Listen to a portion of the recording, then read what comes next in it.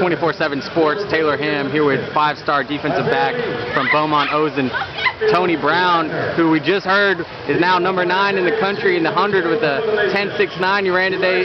Tony, you're really passionate about track. You're coming out here and you're proving your thing. Just kind of talk about your track season, how things are going so far for you this year. I had a little bit of a disappointment last week in New York. I went up there to win, going up there number 1 in the nation, and I flinched in the blocks in the semifinals, but I know I would have won, but I mean, I don't look in the past, so I just look to improve with this track meet. And as for the future, I'll be in Lima, Peru at the end of the summer, running for the USA for the World Juniors. And I mean, hopefully I'm going to win tomorrow and push hard in this 4x1 and the 110s and the 100. You know, your sister's also passionate about track, signing with LSU. It's a good segue into recruiting. You know, a lot of people feel like, you know, the Tigers might be the team to beat, but just go ahead and give us a little bit of an update on where things stand with your recruitment and also touch on the Tigers. Well, I mean, I love my sister, and I'm happy for her decision at LSU. That's what she loves to be, and that's what she wants to be. And she feels that was the right fit for her. And a lot of people ask me, is that going to be like one of the main determining factors? And I always tell them no.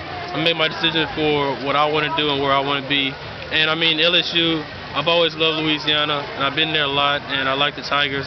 So their position is still strong, and they'll always be one of the tops of my list. And I mean, nothing really has changed with the Tigers. They've always been one of the tops. So. Now you cut your, I guess, list down to 12. I know you don't know all of them offhand, but kind of tell us a few schools that you know are going to make the list. About 7 that I know will, like I said, LSU, Alabama, Texas, A&M, Ohio State, Florida State, probably Florida, USC, and that's all I know right now. Now you're really busy with track, so what's your unofficial visit schedule look like this spring and maybe heading into the summer? It's usually just all spontaneous. It goes along with my track season. Like, I'm supposed to be at this rivals camp tomorrow. I signed up for it and everything, and I just found out TSU is just Friday, Saturday, so I won't be able to make it to that. So a lot of my visits will be spontaneous, so if I have free time, then I'll try to go somewhere close. I want to talk to you specifically about one school in Texas A&M. I know Coach Sumlin kind of taken over the recruitment for you, and you guys have spoken recently. Yes, sir. I called him the other day just let him know that I haven't lost touch with A&M. I still like the Aggies. I like what they're doing. They got a lot of new recruits. They got a lot of recruits last year. So I'll see how the season goes this year, and I'll make some more visits and talk to Coach Yates steadily and see where I'm fitting in that program.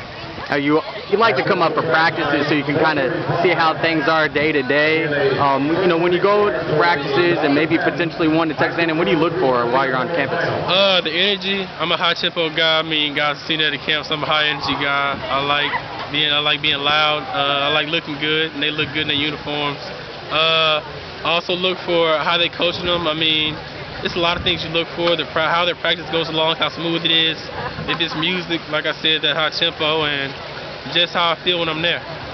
What's the latest with Alabama and some of these other high-profile schools that are recruiting? Well, I've taken 2 unofficial visits to Texas and Alabama, and those were really nice. They both had state-of-the-art new weight rooms, and I got a chance to, I always talk to Coach Brown, I always talk to Coach Saban, but it's always cool to meet him in person.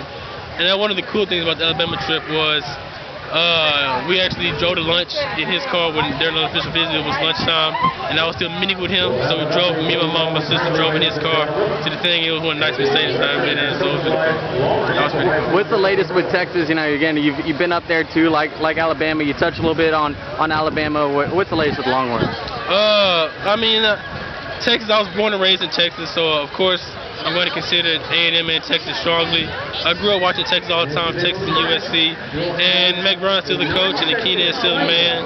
And Manny Diaz, he's told me he has a high-tempo defense. He's doing a lot of fire zones, a lot of things where I can make a lot of plays.